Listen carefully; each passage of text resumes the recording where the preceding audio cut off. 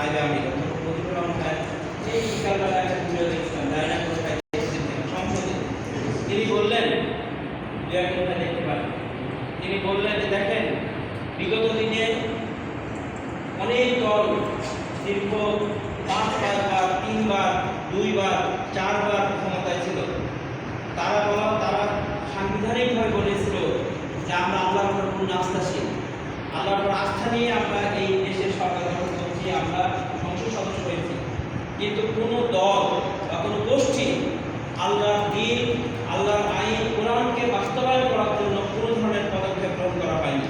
এবং তিনি অত্যন্ত দৃঢ়তার সাথে এই কথা বললেন, মহাগ্রন্থ আল কোরআনে 100 বেশি আয়াত আছে যেগুলো হচ্ছে আপনার না সুযোগ, অর্থাৎ এগুলো করা যাবে না, এগুলো করা যাবে না, এই সমস্ত কাজগুলো তোমাদের জন্য হারাম করা হয়েছে, এগুলো সমাজের জন্য ক্ষতিকর। 100 বেশি আয়াত আয়াত কোরআনের আদেশ সূচক, তোমরা এটা করো, তোমরা এটা করতে হবে, এইটা তোমাদের করা যাবে না, এটা পাক্কা, এখান থেকে তুমি বিরত থাকো। প্রিয় ভাইরা, সংবিধান হচ্ছে একটা আইন এবং সেই সংবিধানের আইনের মাধ্যমে একটা দেশ পরিচালিত হয়। যদি আমরা আল্লাহর উপরে পূর্ণ আস্থা রাখি তাহলে অবশ্যই যে আল্লাহ রাব্বুল আলামিন আমাদেরকে এই দুনিয়াতে সৃষ্টি করেছেন, যে মহান রব্বুল আলামিনের কাছে আমাকে কালকে আমাদের কঠিন বাজারে আমাকে জবাবদিহি করতে হবে, সেই আইন আমরা কেন আমাদের এই সংবিধান অনুযায়ী, কোরআনের সংবিধান অনুযায়ী আমাদের 90% ভাগ মুসলমানের দেশে কেন আমরা আল্লাহ পাকের আস্থা রেখে, আল্লাহ পাকের প্রতি পূর্ণ আস্থা রেখে কোরআন আইন বাস্তবায়ন করি না? এই জিনিসটা মাননীয় স্পিকার আমি বলতে চাই যে কেন করি না, সেটা আমাদের মারাত্মক দুর্বলতা। এই দুর্বলতা আমাদের থাকার কথা আজকে প্রিয়কণ্ঠে বলতে চাই, এই পার্লামেন্টে কোরআন আইন আমাদেরকে কারণ কাজ করতে হবে। প্রিয় ভাইরা, অধ্যাপক প্রতিভর ভাইয়ের সেই কথাটা কি দুনিয়াবি পার্সোনাল কোনো ব্যক্তিগত বিষয় বলেন না? মানুষ রাজনীতি করে, মসজিদে কথা বললে একসময় বলা হচ্ছে যে এই ধর্ম নিয়ে তোমরা রাজনীতি করছো, তোমরা এই আদিবাদী কথা বলছো, তোমরা জান্নাতের টিকিট পেয়ে নাও দিলাম, ফালতু কথা বলে। তখন তো ভাই এই কথা বলেছিলেন। এই আজকের কথা বলছি ভাই, আজকের সংসদের কথা, যে কোন দায়িত্বশীল বাংলাদেশ জামাত ইসলামের কোন ব্যক্তি, কোন নেতা এই কথা বলেছে যে আসেন আপনি জামাত ইসলামী করেন, আপনাকে টিকিট ধরে দিয়েছিলাম, এই টিকিট পেয়ে গেলে আপনি জান্নাত পেয়ে যাবেন, নাও দিলে জানেন কোন জামাত ইসলামের ভাই জান্নাতে নাও যেতে পারে, একজন আমি সহ যেতে পারি, কারণ আমার ব্যক্তিগত আমল, আল্লাহ পাকের রেজামন্দি, মহান রব্বুল আলামিনের বরত্ব, আল্লাহ পাকের দাসত্ব দিয়ে আমার দ্বারা না হয়ে থাকে। আমি বাংলাদেশ জামাত ইসলামের কেন্দ্রীয় আমির হতে পারি, আমরা বাংলাদেশ জামাত ইসলামের মহানগরী আমির হতে পারি, মহানগরী পরপরিষদ হতে পারি। আমার ব্যক্তিগত আমল যদি খারাপ থাকে, কিয়ামতের ময়দানে আমি ফারুক জাহান সহ কোনো ভাই জান্নাতে যেতে পারবো না। জামাত ইসলামী করে না করে সেটা কিন্তু এই কথাটা মিথ্যা প্রপাগান্ডা করার মাধ্যমে আজকে বর্তমান প্রধানমন্ত্রী বাংলাদেশ জামাত ইসলামীকে ছোট করার কারণে, ছোট করার জন্য, বাংলাদেশ জামাত ইসলামী সম্পর্কে সাধারণ মানুষের সম্পর্কে বিভ্রান্ত করার জন্য, যাতে মানুষ এখানে ভিড়তে না পারে। কথাটা বলবে কি ভাই? আদর্শিক কথা কি বলবে? আদর্শিক কথা বলবে ম্যাডাম খালেদা জিয়া খুব ভালো মানুষ ছিলেন, শহীদ প্রেসিডেন্ট জিয়া রহমান খাল কেটেছিলেন, অনেক ধরনের ভালো ভালো কথা। আর আমরা কি বলি? আমরা বলি রাসূল পাক সাল্লাল্লাহু আলাইহি ওয়াসাল্লাম হচ্ছে আমাদের আদর্শ, মহাগ্রন্থ আল কোরআনের আদর্শ অনুযায়ী আমাদের জীবন পরিচালনা করতে হবে। সেটা শুধু ব্যক্তিগত নয়, সেটা শুধু সামাজিকভাবে নয়, শুধুমাত্র রাজনৈতিকভাবে নয়, রাষ্ট্রীয়ভাবে, আন্তর্জাতিকভাবে, যেখানে যে অবস্থায় থাকি না কেন, মহাগ্রন্থ আল কোরআন, রাসূল পাক সাল্লাল্লাহু আলাইহি ওয়াসাল্লামের হাদিস দ্বারা আমাদেরকে পরিচালিত হতে হবে।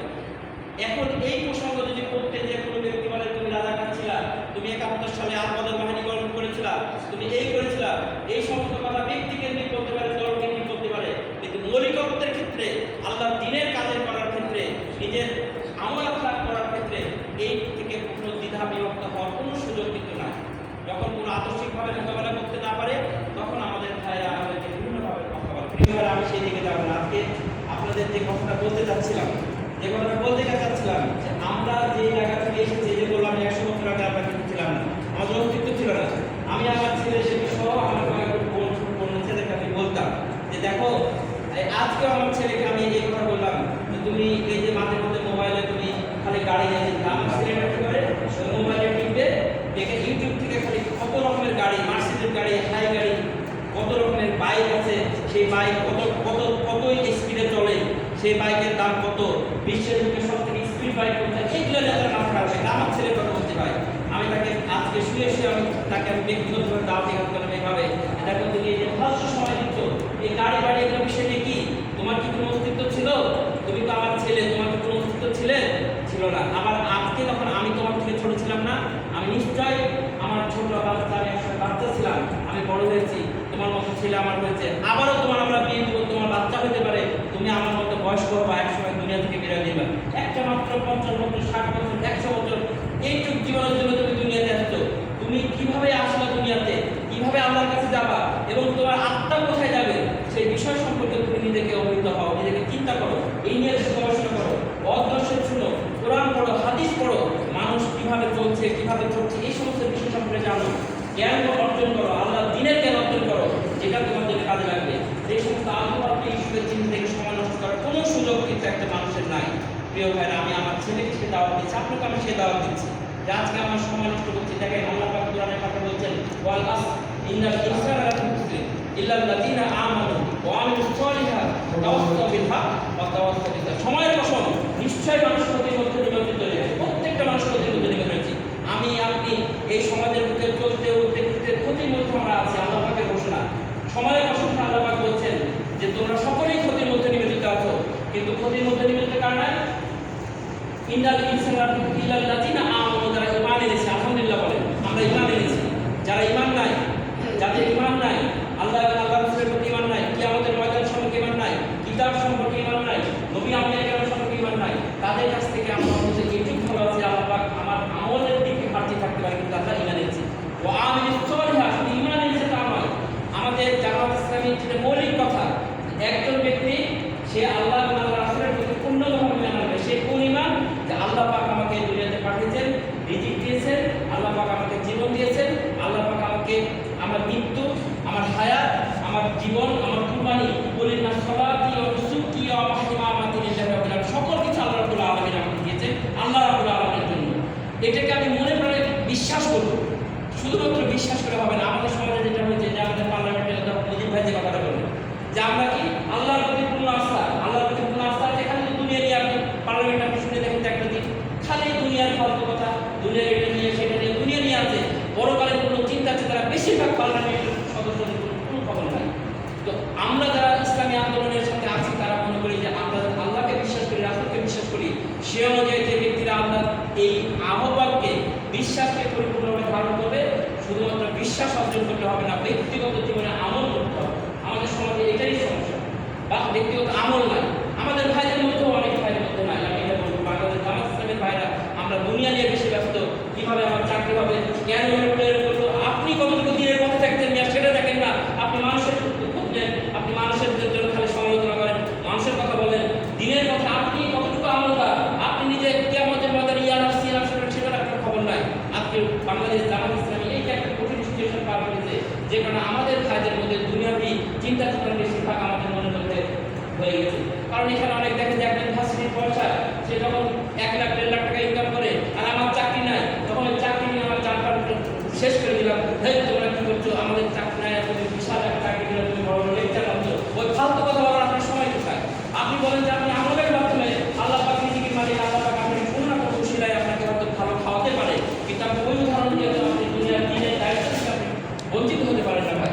আপনাকে অবশ্যই দিনের পথে একমত হয়ে আল্লাহ দিন কায়েম করার জন্য চেষ্টা করতে হবে। আমি যে কথা বলেছিলাম, আল্লাহর প্রতি পূর্ণ আস্থা বিশ্বাস অর্জনের সাথে সাথে আমরা একজন ভাইকে যে কাজটার কথা বলি যে ভাই আপনার কথা এবং কাজের বর্ণিলটাকে পরিহার করতে হবে, আমলের জিনিসকে আপনি সুদ ছেড়ে দিতে হবে, আপনি মিথ্যা কথা বলেন, মিথ্যা কথা ছেড়ে দিতে হবে, আপনি মানুষের সাথে খারাপ আচরণ করেন, মানুষের সাথে চলতে ফিরতে আপনার মুখ যে গালি বের হয়, আপনি যদি জামাত ইসলামী করেন ছেড়ে দিতে হবে, আপনি পাবলিক হন, তারপর আপনাকে দিনের পথে এই সমস্ত কার্যক্রম অর্থাৎ কথা এবং কাজের যে গর্বিল অর্থাৎ আমলিয়ার জিন্দেগিতে যে আপনার সমস্যা আছে, মানুষের সাথে ওয়াদা করলেন যে ভাই আমি টাকাটা দেন 10,000 টাকা, আপনাকে খুব ঝামেলা করেছি ভাই 10,000 টাকা আমাকে দেন, 10,000 টাকা যখন আপনাকে দিয়ে দিলাম, 1 সপ্তাহ যায়, 10 দিন যায়, 1 মাস যায়, এই দিকে ঘুরে ঘুরে ঘুরে ঘুরে আমরা দুনিয়ার ওইভাবে চলে যাই যে আর টাকাটা আমরা দিতে পারছি না। ওয়াদা খেলাপ করার জন্য মুনাফিকের লক্ষণ আমাদের ভাইদের মধ্যে ধরনের যদি হয়, সেই জামাত ইসলামের লোকরা আমরা যাবে না ভাই, এখানে এই কথাটা আমি জামাতের দায়িত্বশীল নিয়ে কথা বলছি, সেটা যদি মহানগরী আমিরও হয়, সেটা যদি জামাত ইসলামের কেন্দ্রীয় আমিরও হয়, তারপরেও তার পক্ষে জামাত যাওয়া সম্ভব না। তা আমরা কি করছি, আমাদের লেনদেনের অস্বচ্ছতা। কি অস্বচ্ছতা? মানুষকে বললাম ভাই 10,000 টাকা দিয়ে ঋণ নিলাম, কিন্তু ওই ঋণটা আমি বলে ভাই 7 দিন পরে আপনাকে অবশ্যই দিয়ে দেবো ইনশাআল্লাহ, বললেন বলার পরে ঋণ নিয়ে আর খবর নেই, খবর নাই 1 মাস 2 মাস 3 মাস তারপরে দুধ দিয়ে করে লুকিয়ে লুকিয়ে বেড়া। এটা তো ইসলামী একজন মুসলমানের কোনো দায়িত্ব হলো না। তাহলে কথার কাজ আপনি আল্লাহর প্রতি পূর্ণ আস্থা আছে,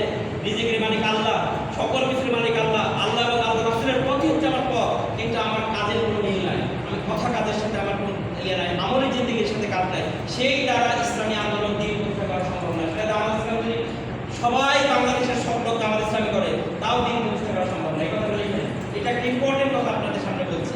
আল্লাহ রাসূল আপনারা জানেন মহানবী হযরত মুহাম্মদ সাল্লাল্লাহু আলাইহি ওয়াসাল্লাম যে দিন কায়েমটা করেছিলেন, সেই দিনের পথে কিন্তু সেই সময়কার মুশরিকরা কাফেররা তাকে কিন্তু বিভিন্ন ধরনের অফার দিয়েছিল। আপনারা একটা সহিহ হাদিসের বর্ণনায় সাহাবা রাসূলকে বলা হয়, ইয়া এ মুহাম্মদ, তুমি এত দিনের কাজ করছো, তুমি আমার এই লাত লজ্জা এই সমস্ত এদের তোমরা ইয়ে করো না, বন্দিগি করো না, আর আমরা তাদের ইবাদত করি, ঘটনা কি? তুমি কি চাও? তুমি কি চাও তোমাকে ক্ষমতায় বসাই দেব? আরেকটা তাদের অফার দিয়েছিল, তিনটা অফার, তার মধ্যে আরেকটা, তুমি কি চাও যে তোমাকে ক্ষমতায় বসাই দেব? বলো তুমি কি চাও প্রচন্ড সম্পদ? বলো তোমার কত টাকা সম্পদ লাগবে, আর তোমাকে বিশাল বহু পার্বত্য নবশা সম্পদ আছে, তোমাকে ভর্তি করে দেবো, সোনা দানা জহরত দিয়ে তুমি ভর্তি করে দেবো। আরেকটা অফার দিয়েছিল, তুমি কি চাও এই আরবের মধ্যে সব থেকে সুন্দরী রমণী যাকে তোমার সাথে বিবাহ বন্ধন আবদ্ধ হয়ে দিনের দাওয়াত এই যে নতুন ধর্ম নিয়ে আসতো, এটাতে তুমি বিয়ে দেবো।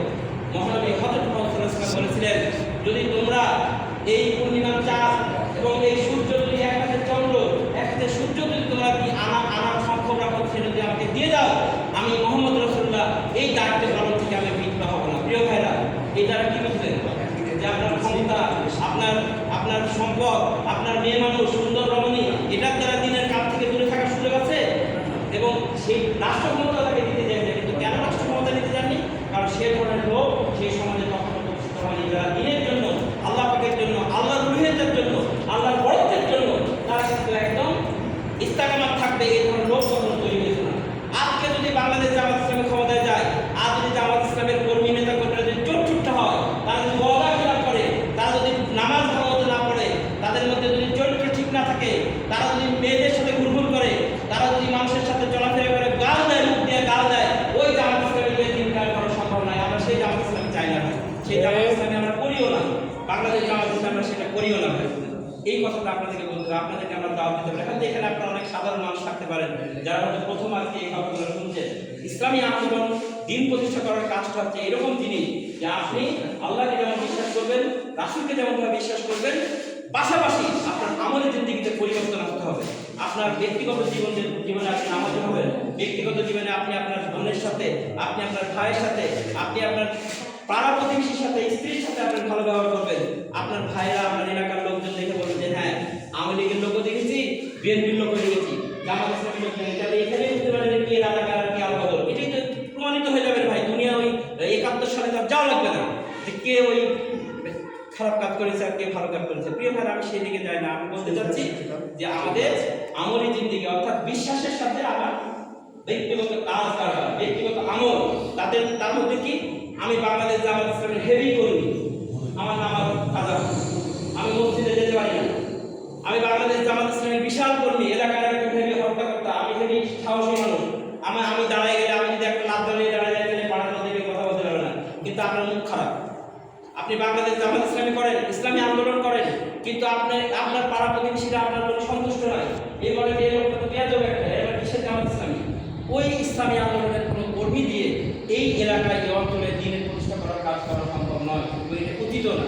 আমাদের মূল দাওয়াতটা হচ্ছে আমি যে বিশ্বাস করি পরকালে আমাকে যেতে হবে, দুনিয়াতে অল্প সময়ের জন্য এসেছি এবং এক সময় আমাকে আল্লাহর কাছে চলে যেতে হবে, এই পূজার অনুষ্ঠানে আমাকে দাফন করা হবে। কিয়ামতের ময়দানে আমি যাতে দাদা পেতে পারি, সেই সন্তুষ্টি লাভের নিয়াতে আমার আমলের যে দিকটা শুরু করতে হবে ওই বিশ্বাসের সাথে। সেই কোন বিশ্বাস? আল্লাহর প্রতি বিশ্বাস, আল্লাহ রাসূলের প্রতি বিশ্বাস, কিতাবের প্রতি বিশ্বাস এবং নবী রাসূলের প্রতি বিশ্বাস। যে বিশ্বাসের গুলো যে আমসার যে আপনার সাতটি বলা হয়েছে, প্রত্যেকটা বিশ্বাসের সাথে সাথে আমার আমলগুলো শিখতে হবে। আমি বিশ্বাস করলাম সুদকে আমি কিছু মনে করতে দেবেন না, কোনো ভাই সুদের সাথে জড়িত থাকতে পারে। আমি সুদ খাই অথচ আমি বলছি যে আমি আল্লাহর প্রতি গুনাহ আসতেছি, অথচ সুদের কথা বলা হচ্ছে কোনো ব্যক্তি যদি 4 আনা পরিমাণ সুদ খায় তাহলে সেই সুদের এতটুকু গুনাহ যে তার নিজের মায়ের সাথে জেনা করার স্বামী আমাদের সমাজের মধ্যে আমি দেখেছি। আমাদের ভাষাতে বহু ব্যক্তি, মাফ করবেন ভাই, এইসব বাস্তবতা। অনেক ব্যক্তি আমরা একসময় ছোটবেলা শুনেছি, এখনো শুনি বিভিন্ন জায়গায়, মাহাদুর হয়ে গেছে ভার্সিটির প্রফেসর, মাফ করবেন আমাকে, সুদের সাথে কারবার করেন, লাখ টাকা কোটি টাকা কামাই করে নিয়ে এসছে, সুদের মানুষকে টাকা দেয়, সুদ সহ টাকা দিতে জানে। ওই ব্যক্তি ইমানদার ব্যক্তি হলেন, সে কিসের প্রকার চায় সেটা কোনো বিষয় আমাদের জন্য না, কিন্তু ইমানদার ব্যক্তি হয়ে থাকে তাহলে সে সুদের সাথে চলে থাকে। আপনারা জানেন বাংলাদেশ জামাত ইসলামী যারা লোক, এখানে আমরা 5 জন যারা রোপণ, তারা যদি কোনো সুদী ব্যাংকে চাকরি করে, তারা তো করে না, তবে যদি কোনো ব্যক্তি সুদী ব্যাংকে চাকরি করে, সে যতই সংগঠনের বিশাল কাজ করুক না কেন, বিশাল উন্নয়ন তাকে জামাত ইসলামে রোপণ করা হয় না। এটা জানতেন কে বলেন তো? জানেন না কে এটা জানতেন না কে? সবাই জানেন? আলহামদুলিল্লাহ, তাহলে বোঝা গেল আপনার কিছুটা জানেন। যারা সুদী ব্যাংকে চাকরি করে, অর্থাৎ সোনালী রূপালী বিভিন্ন ব্যাংকগুলো আছে, বাংলাদেশ ব্যাংক সহ, সে ব্যাংকে যারা জামাত, কোনো ব্যক্তি জামাতের কর্মী পর্যন্ত হতে পারবে, কিন্তু রোপণে আর তাকে দেওয়া হয় না, শপথ তাকে দেওয়া হয় না। কেন জানেন? বলা হয় যে তুমি রিক্সা চালিয়ে খাও, তুমি বাদাম বিক্রি করে খাও, কিন্তু সুদের সাথে তোমাকে জড়িত করার কোনো সুযোগ নেই। সুদের একটা বর্ণনায় আছে যে কোনো ব্যক্তি যদি সুদ খায়, নিজে যদি সুদ গ্রহণ করে, সুদের লিখে সুদের সাক্ষী হওয়া, কিয়ামতের বাজারে সাথে একই ঘটনা অপরাধ হবে। কিয়ামতের চিন্তা করেছেন? এখন আমি আল্লাহর প্রতি পূর্ণ আস্থা, আমরা রাসূলের প্রতি পূর্ণ আস্থা, কিন্তু আমি পুরোপুরিভাবে সুদের সাথে জড়িত রয়েছি। তাহলে আপনি কিসের জামাত ইসলামী করেন, দিন কায়েম করেন? আমাদের যেটা মূল স্ট্র্যাটেজি বা কৌশল, সেটা হলো এই, আমাদের যেটা ব্যাপার সেটা হয় যে কোনো ব্যক্তি তখন পর্যন্ত রোপণ করতে পারবে না যখন পর্যন্ত সে সুদী গাড়িটা ছেড়ে সে প্রয়োজনে রিক্সা চালাবে, প্রয়োজনে সে বাদাম বিক্রি করে খাক, প্রয়োজনে সে মুদির দোকান দিক, ছোট একটা মুদির দোকান দিয়ে তার জীবিকা নির্বাহ করো, কিন্তু সুদের সাথে কোনোভাবে জড়িত হবে না। প্রিয় ভাইরা, হয়তো কেউ বলবেন যে ভাই, এই যে কেউ বলে এরকম কথা, ইসলামী ব্যাংক ভাই এরকম এইভাবে তো খায় না, ইসলামী ব্যাংক এইভাবে খায়, এটা একটা ফালতু কথা। ফালতু কথা এই জন্য, আপনি যখন পর্যন্ত বাংলাদেশে ইসলামী রাষ্ট্র প্রতিষ্ঠা কায়েম না হবে, তখন পর্যন্ত কিন্তু পরিপূর্ণভাবে দিনের কাজ করা খুবই কঠিন। এই জন্য ইসলামী ব্যাংক সমূহ, শুধু বাংলাদেশ ইসলামী ব্যাংক পিএলসির কথা বলছি না, ইসলামী ব্যাংক সমূহ চেষ্টা করে যাচ্ছে যাতে সুদ না হয়ে, সরাসরিভাবে না হয়ে, বরঞ্চ মুনাফার মাধ্যমে যারা কার্যক্রম পরিচালনা করে, তারা চেষ্টা করছে। এর ভিতরে যদি কোনো ত্রুটি বিচ্যুতি থাকে, আমি নিয়াম শুদ্ধ রেখে সেই ব্যাংকের সাথে আমি লেনদেন করতে পারি। কিন্তু কিয়ামতের বাজারে আল্লাহ কাছে এটা বলতে পারবো, আমি আমার সমাজে চলতে গিয়ে সেই ব্যাংকে আমি লেনদেন করেছি, যে ব্যাংকে সুদ থেকে একটু বাঁচার জন্য তারা চেষ্টা করেছে। পুরোপুরিভাবে ইসলামী রাষ্ট্র কায়েম না হওয়ার কারণে তারা পারে না, কিন্তু মোটামুটিভাবে তারা পারে বলে আমি শিখে গেছি। কিন্তু আপনি সরাসরি যেটা জানেন, সুদ কথা উল্লেখ করা আছে, সেই জায়গায় কেন আপনি যাবেন? একটা নিঃসন্তান ব্যক্তি? কারণ আপনি তো নিজের মায়ের সাথে জেনা করার মতো ব্যক্তি হয়ে যাচ্ছে। প্রিয় ভাইরা, বাংলাদেশে জামাত ইসলামী সেই দিকে আহ্বান জানায় যে শুধুমাত্র ওই রাজনীতি করবো, বিস্তারে যাবো, সমাবেশ করবো, একটু খাইদাই করবো, এটার জন্য ইসলামী আন্দোলন নয়। আমার ব্যক্তিগত সুবিধার জন্য, ব্যক্তিগত ফায়দার জন্য, পরকালীন ফায়দার জন্য আমাদের ইসলামী আন্দোলন, এই জিনিসটি এই বুঝতে আমাদের মধ্যে আসতে হবে, আপনারা সবার মধ্যে আসতে হবে। বোঝাতে পেরেছি ভাই কথাটা? আমার এই বুঝটা দিনের মধ্যে আসতে হবে। আর কোন ব্যক্তি কি করলো, এই ওই লোকটা জামাত ইসলামের নেতা হয়ে গেছে, ভাই ওগুলোর দিকে তাকালে ইসলামী আন্দোলন টিকে থাকা সম্ভব না। কারণ মানুষের মধ্যে ত্রুটি বিচ্যুতি থাকবে, কিন্তু মানুষের মধ্যে উদারতা থাকতে হবে। আপনারা জানেন সংগঠনের মধ্যে একটা সিস্টেম আছে, সেটাকে বলা হয় ইহতেসাব। এগুলো আমাদের উঠে গেছে। আমরা যখন ছোট থেকে আসতে ইসলামী ছাত্র শিবিরের মহানগরের মধ্যে ইহতেসাব ছিল। কোনো ভাই যদি কোনো ত্রুটি করেছে, আমরা যখন শিবিরের একজন সাথী বানিয়েছি,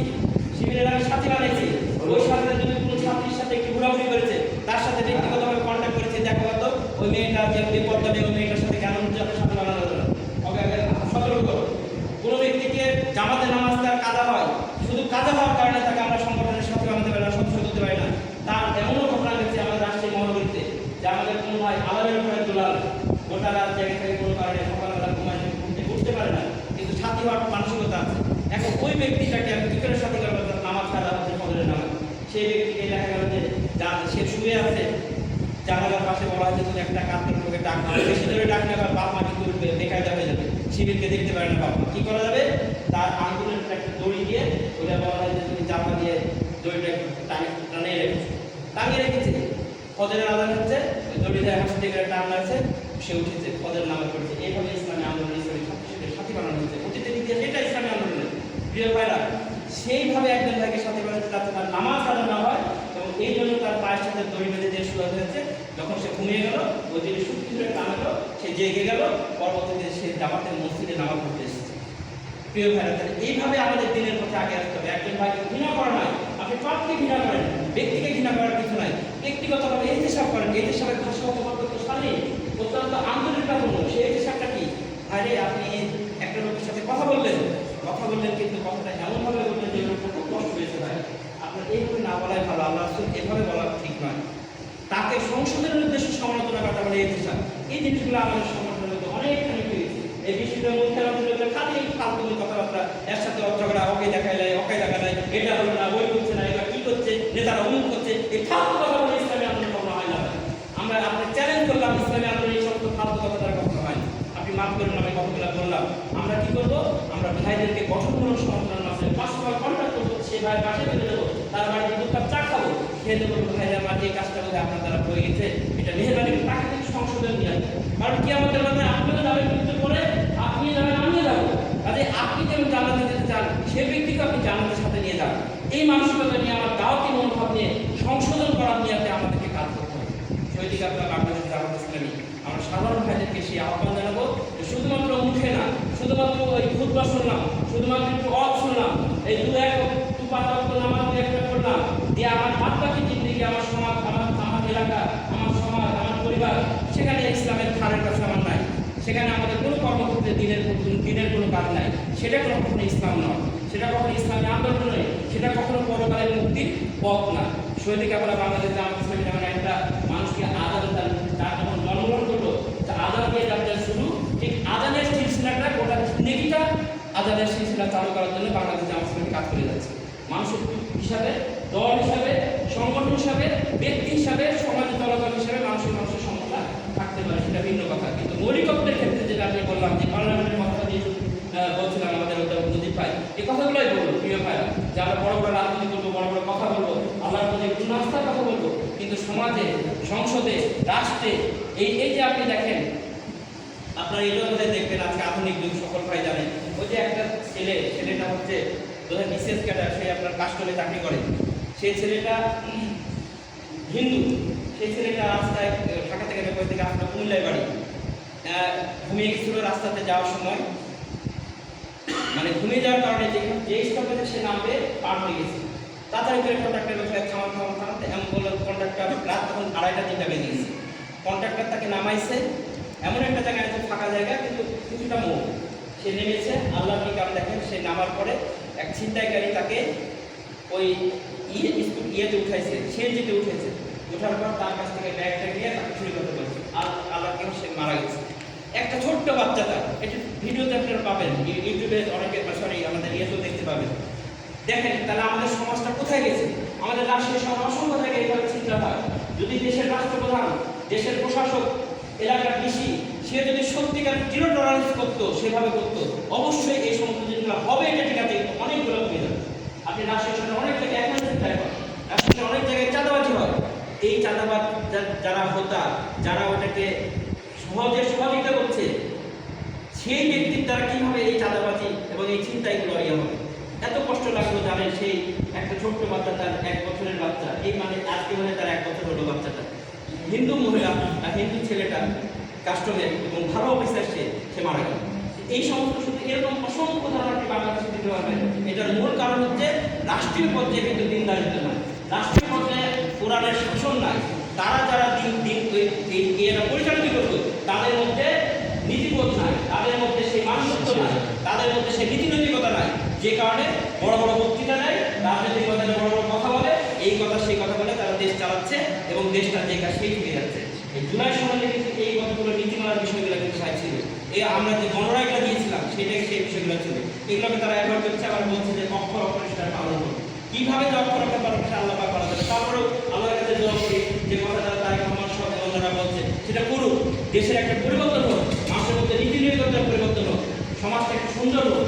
প্রিয় ভাইরা, আজকে আপনাদের কাছে আমি সেদিকে আহ্বান জানাবো, আসুন আমরা যদি কোরআন এবং সুন্নাহর আলোকে আমাদের গোটা জিন্দেগি আমাদের যাপন করতে পারি, গোটা জিন্দেগি যাতে পরিচালনা করতে পারি, আল্লাহর প্রতি পূর্ণ আস্থা রাখি, বিশ্বাস রাখি, রাসূল পাক সাল্লাল্লাহু আলাইহি ওয়াসাল্লামের প্রতি যে ঈমান রাখি, কিতাবের প্রতি যে ঈমান রাখি, সেই কিতাবের দেখানো পথ অনুযায়ী আমার প্রত্যেকটা জীবন আমি সহ আমরা সবাই যাতে আঞ্জাম করতে পারি, সেই আহ্বান আমি আপনাদের কাছে দিয়ে গেলাম। কিয়ামতের মাঠে আমরা সকলেই যাতে আল্লাহ পাক আমাদেরকে জান্নাত দেয়, যে জান্নাতের ওয়াদা করা হয়েছে, জান্নাতিন তাজরি মিন তাহতিহাল আনহার ওয়া মাসাকিন তাইয়্যিবাতান ফি জান্নাতি আদনিন যালিকাল ফাওজুল আযীম। তোমাদের গুনাহ সমূহ মাফ করে দেওয়া হবে, তোমাদেরকে জান্নাত দেওয়া হবে, সেই জান্নাত যে জান্নাতের দরজায় যে ক্ষমতা প্রবেশ করেছে, সেই জান্নাতের অসংখ্য বর্ণনা সেখানে রয়েছে। তা আমরা আসুন আমরা সেই জান্নাতে যেতে চাই, আমরা আল্লাহ পাকের সন্তুষ্ট অর্জন করতে চাই এবং দিন কায়েমের পথে আমরা অগ্রসর হতে চাই। এখানে আমরা কর্মী থেকে আছি, কর্মী আছে বেশিরভাগই সমর্থক, আর বাদ বাকি এখানে বেশিরভাগই সহযোগী সদস্য বা সমর্থক টাইপের আছে। তা আপনাদের সাথে আমার আহ্বান হলো যে আমাদের দিনের পথে, ইসলামের পথে আপনাদের কর্মী হয়ে যেতে হবে, ঠিক আছে? চেষ্টা করেন আমাদের সংসদে কীভাবে কর্মী হতে হয় এই ব্যাপারে আপনারা একটু চেষ্টা চালান।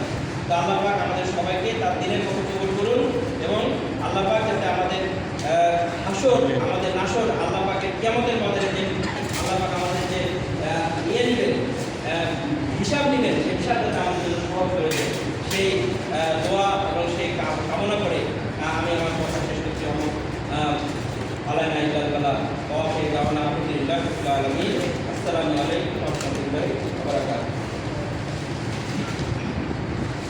কোন বিষয় জানা